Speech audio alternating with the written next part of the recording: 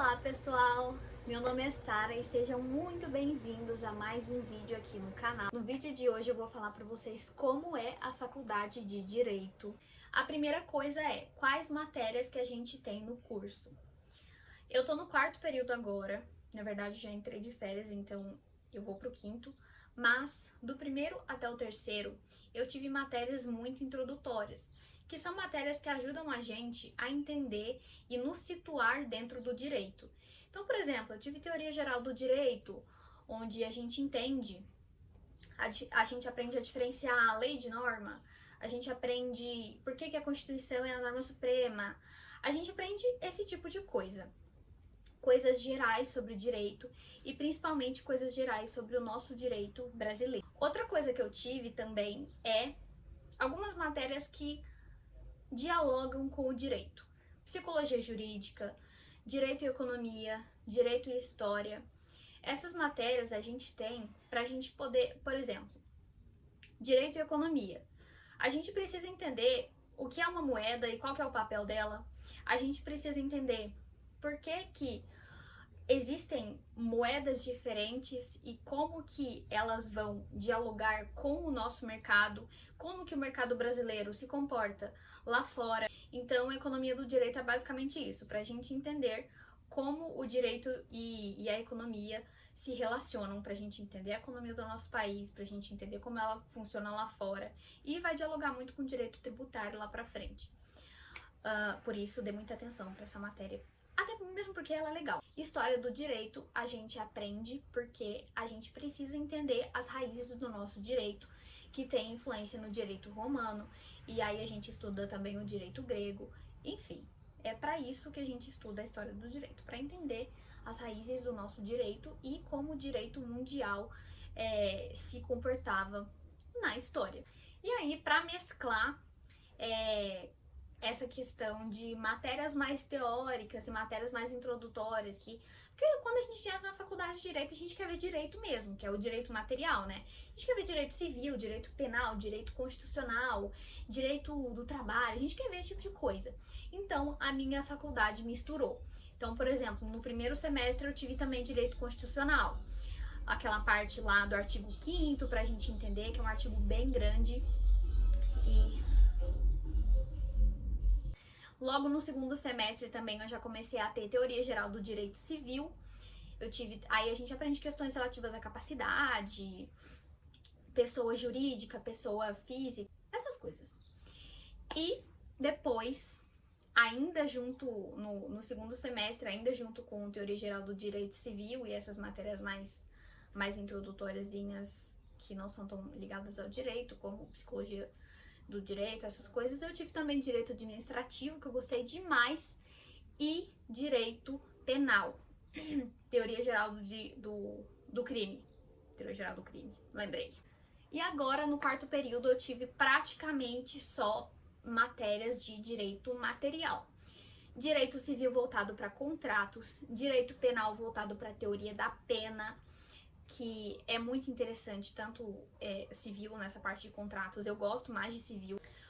Qual é a minha dica para vocês? Vocês podem, no primeiro dia que vocês já chegarem na aula lá, no primeiro dia de aula mesmo, manda um e-mail pro Senado, que vocês podem ganhar materiais de direito gratuitos. Vou deixar o link aqui. É muito fácil, você entra lá no site do Senado, que eu vou deixar o link, e vocês coloquem o estado de vocês, o estado que vocês moram, vejam os senadores dos estados de vocês, os senadores que estão representando os estados de vocês, e peguem o e-mail deles. Mandem um e-mail falando que vocês começaram o curso de Direito, que vocês estão precisando de materiais, e eles vão mandar, pelo menos eles costumam mandar, a Constituição. Demora, por isso que eu tô falando pra vocês mandarem no primeiro dia. Agora, o Vademecum, que é esse livro aqui, que é usado praticamente durante toda a graduação, porque ele compila as principais leis que a gente vai estudar.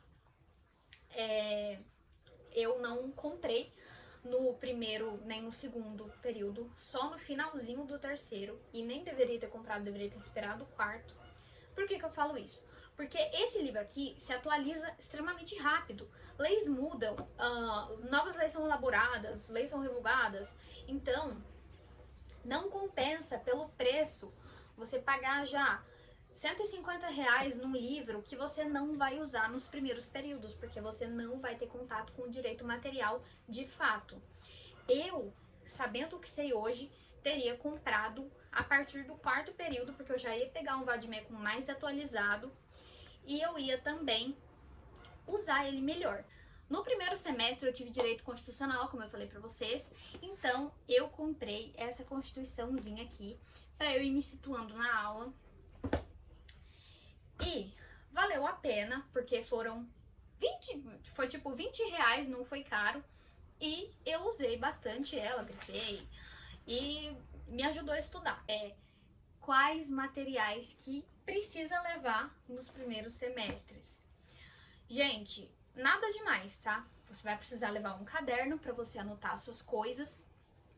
E tem uma grande dúvida que a gente vai precisar de comprar esse livro desse tamanho, a Bíblia do Direito, já no primeiro semestre ou no segundo? Eu vou falar pra vocês como que eu fiz. Tem a possibilidade de vocês serem sumariamente ignorados e tem a possibilidade de vocês realmente ganharem esses materiais. Eu indico que vocês façam isso. Eu, infelizmente, não fiz porque eu não sabia. Mas, depois que eu descobri isso, se eu fosse vocês, eu faria. Por isso que eu tô dando essa dica aqui. E outra coisa também é que vocês podem entrar no site do Planalto e imprimir os principais materiais. Então, vamos supor, ai, Sara, tô no segundo semestre e tive lá Direito Civil, mas eu não quero comprar um vade-mecum e eu nem quero comprar um código também, porque são caros, e eu não quero usar agora nos primeiros semestres.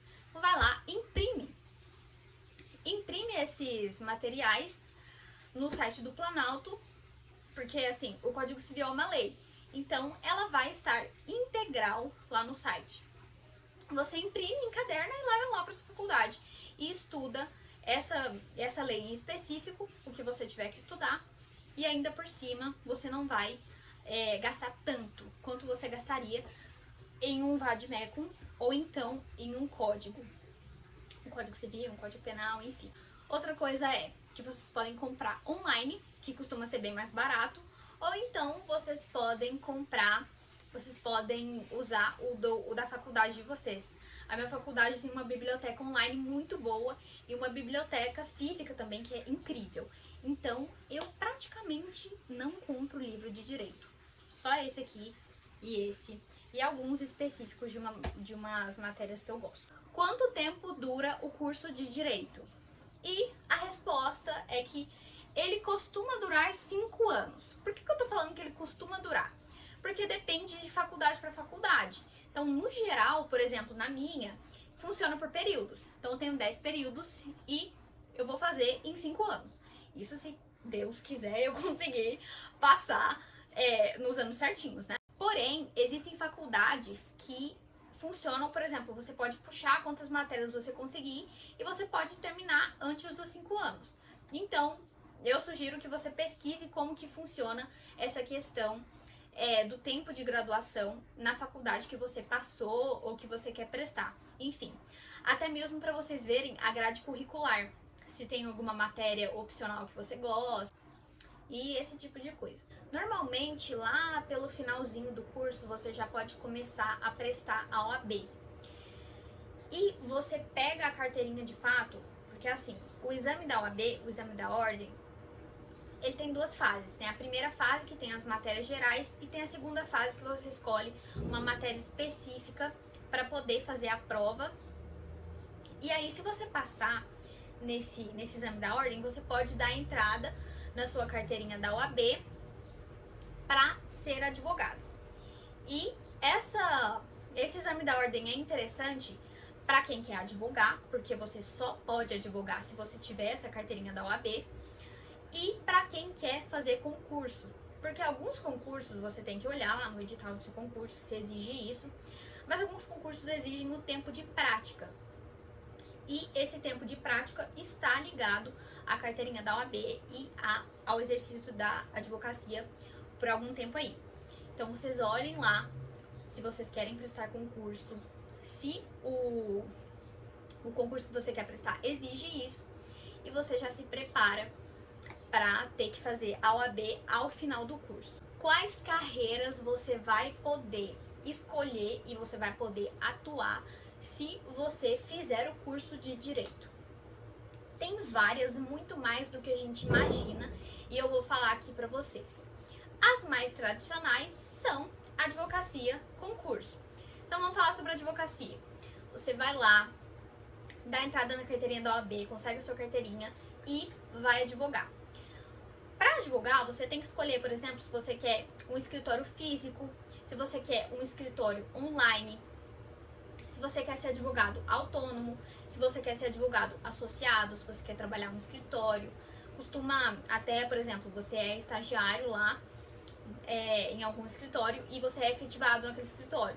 Então pode ser que você saia do escritório já saia da graduação sendo efetivado no escritório que você trabalhava como estagiário. Tem essa possibilidade. Ou tem a possibilidade de você ser um advogado autônomo, ou seja, você trabalhar por si próprio. Daí você pode ser autônomo, mas ao mesmo tempo advogar por parcerias.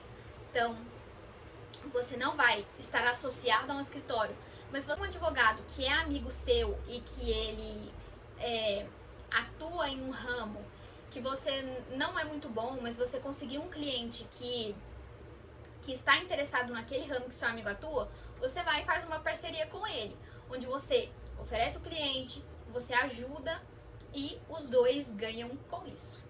E tem a possibilidade também de você ser advogado que atua em ramos específicos ou de você ser um advogado mais generalista, vamos dizer assim. O advogado que atua em um ramo específico, ele estudou sobre um assunto específico e ele quer falar só sobre isso. Então vamos supor, direito digital é um assunto que eu gosto demais. Então muito provavelmente, se eu for advogar, eu vou querer advogar especializada em direito digital. O direito digital é uma questão mais relativa porque ele abrange todas as áreas do direito, porque ele não é uma área do direito, ele é uma vertente do direito. Porque na internet existem questões relativas a direito civil, direito penal e tudo. Então ele é uma vertente do direito. Porém, é mais possível de você ser uma pessoa especialista nesse assunto porque ele fala sobre questões pontuais de direito civil, de direito do consumidor dentro da internet. Mas tem a possibilidade também de você ser um advogado especializado, por exemplo, em direito civil ou em direito do consumidor. E a questão do advogado generalista é que ele realmente tem uma noção muito boa sobre os assuntos gerais do direito e ele atua por demandas. Então vamos supor que veio uma demanda aqui de direito do consumidor, então eu vou pegar.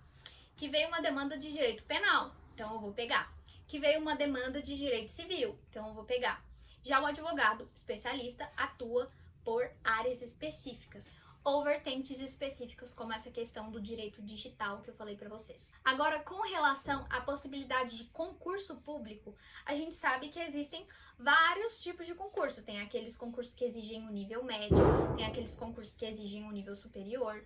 E eu acho que para quem vai fazer, para quem é concurseiro, o direito é realmente muito coringa em relação a isso, porque questões de concurso exigem conhecimento sobre o direito. Então, realmente, se você quer fazer concursos aí, se você é concurseiro, é muito interessante que você faça esse curso, porque ele é muito amplo em relação a isso. Então, existem concursos que exigem que você tenha graduação em direito, por exemplo, para você ser juiz. E uma outra coisa legal que eu acho importante que vocês saibam, que eu não sabia, é que dá pra tanto empreender no mercado jurídico, porque assim, tem muitas possibilidades e tem muitas dores, né, que precisam ser solucionadas nesse mercado. E tem algumas profissões específicas que estão surgindo que eu acho muito legais, que não necessariamente precisam de concurso e nem de que se tenha OAB ou que você seja advogado. Então você pode ser, por exemplo, controller jurídico, legal designer, você pode mexer com marketing jurídico, você pode ser social media voltado para o nicho jurídico, você pode ser analista de dados jurídico, você pode... Existem essas profissões e eu posso falar pontualmente sobre elas depois em um outro vídeo, porque são muitas. Posso trazer algumas aqui pra vocês se vocês quiserem saber mais, porque eu achei importante falar isso no vídeo, porque muitas vezes a gente pensa, ai, mas então eu posso ser advogado e eu posso ter várias opções de concurso para fazer. Tem várias opções de área de atuação na advocacia, mas tem, além disso, tem um meio termo aí que a gente não conhece, que são essas profissões mais voltadas para essa nova área do direito que está surgindo, que está muito atrelada à tecnologia. Então, essa questão, por exemplo, do analista de dados, do controller jurídico. Então, se você tem outras habilidades que você acha que você pode casar com o direito, dá para você fazer e você descobrir realmente uma profissão que você goste e que não esteja necessariamente ligada a concurso público e advocacia. Eu acho isso uma coisa muito legal no direito e eu não sabia. Então, por isso que eu tô passando aqui pra vocês. Como que é o mercado de trabalho no direito? Bom, a gente sabe que o direito, assim como outros cursos, outras áreas, lidam com o nível de saturação, tanto de competitividade para quem quer fazer concurso público, quanto para saturação no mercado da advocacia e tal.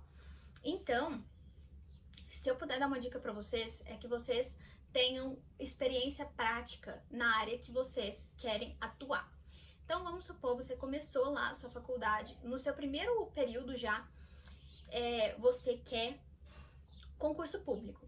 Procura um estágio na área, nem que seja voluntário, porque você vai pelo menos saber se você gosta da rotina, do dia a dia da rotina, se você se identifica com as tarefas que você vai fazer lá, e para você também já ter habilidade prática naquilo. É muito importante hoje em dia que a gente tenha habilidade prática, tanto para vencer essa concorrência do mercado de trabalho no direito, quanto para você sanar dúvidas internas em relação ao que você quer para sua vida profissional. Com a advocacia, com a área da advocacia, se você quiser, vamos supor, entrei lá na faculdade, quero ser advogada. Busca habilidade prática o quanto antes, desde o primeiro período, desde o primeiro dia da sua graduação. Vai ajudar você a saber se você se identifica com rotina de escritório, a saber se você se identifica, por exemplo, com a parte contenciosa, que é a parte de processo, ou com a parte consultiva, que é a parte de contratos, com a parte que antecede ou que previne que sejam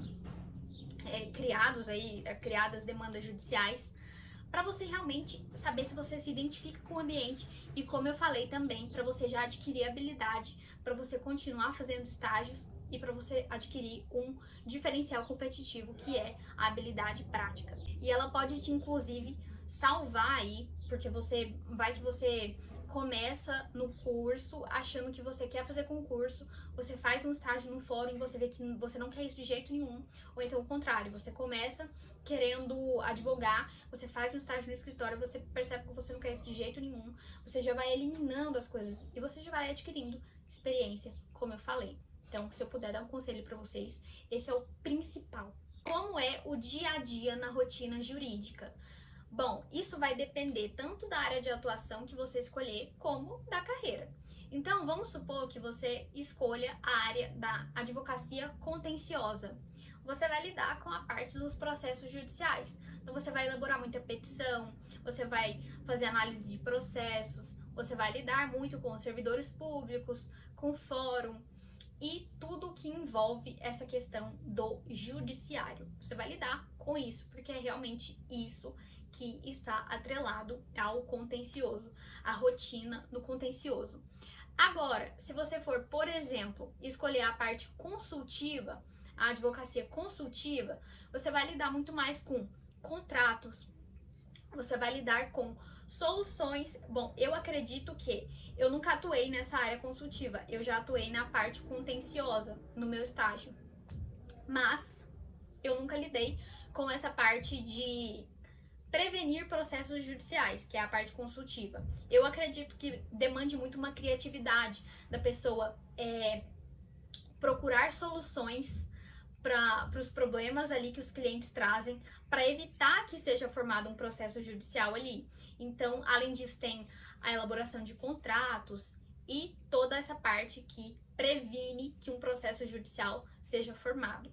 Agora, se você for prestar concurso público, por exemplo, a gente sabe que tem essa questão da estabilidade e também tem a questão das tarefas que são mais repetitivas, mais previsíveis, vamos dizer assim. Você vai acordar todo dia sabendo o que você vai fazer. Claro que existem imprevisões e existem também, tudo depende, né, de como que vai ser a rotina ali.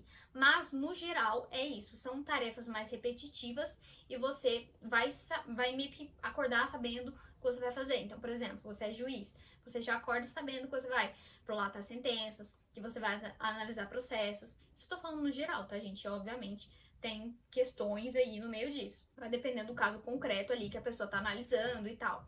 Mas não é igual um advogado, por exemplo, que o advogado, ele não sabe se ele vai acordar e ir direto pro escritório, ficar o dia inteiro fazendo uma petição ali super complexa para um caso, ou se ele vai ficar o dia inteiro na rua resolvendo o que a gente chama de diligências, né? Resolvendo questões relativas aos processos ali e no fórum o tempo todo. Então, assim, é mais imprevisível nesse sentido. Isso que eu quero dizer com relação ao cargo público, onde você já acorda já sabendo que a sua tarefa vai ser um pouco mais repetitiva e que você tem lá a estabilidade do servidor público. Agora eu vou falar para vocês, do meu ponto de vista, duas vantagens e duas desvantagens muito sinceras da minha parte com relação ao curso de Direito. As vantagens são que você vai aprender tudo e você vai poder usar isso para sua vida, mesmo que você não vá atuar no direito. Então, vamos supor que você terminou o curso, você não quer ser nada disso, você quer mexer com TI. Daí, você pelo menos vai aprender você vai saber a parte jurídica de TI e você vai até eliminar matéria no curso, se você for fazer. Então, isso ajuda, porque o direito, ele regulamenta a sociedade, então ele está ligado a literalmente tudo. Fora que você vai ter um senso crítico muito maior em relação a tudo. Por exemplo, você entra numa loja, você já sabe quais são os seus direitos e deveres como consumidor. E você já sabe também os seus direitos e deveres no geral. Então, eu acho que essas são as duas vantagens do direito. Você tem amplas possibilidades, mesmo se você não quiser prestar a área, e você tem um senso crítico muito mais aflorado. E a desvantagem, a principal, que, me fez praticamente quase desistir do curso no começo, foi a complexidade na leitura. Porque, assim, a gente sai do ensino médio, a gente lidou com biologia, com português, com redação, com tudo, história, geografia, tudo. E quando a gente entra no curso, logo no primeiro semestre, a gente pega uma doutrina, a gente pega uma lei para ler, a gente fica bem perdido em relação à densidade da leitura. Tanto porque é muita leitura, quanto porque assim, tem palavras, gente, que a gente fica super assustada. A gente pensa, meu Deus, será que foi alfabetizado? Porque é realmente muito, muito, muito difícil.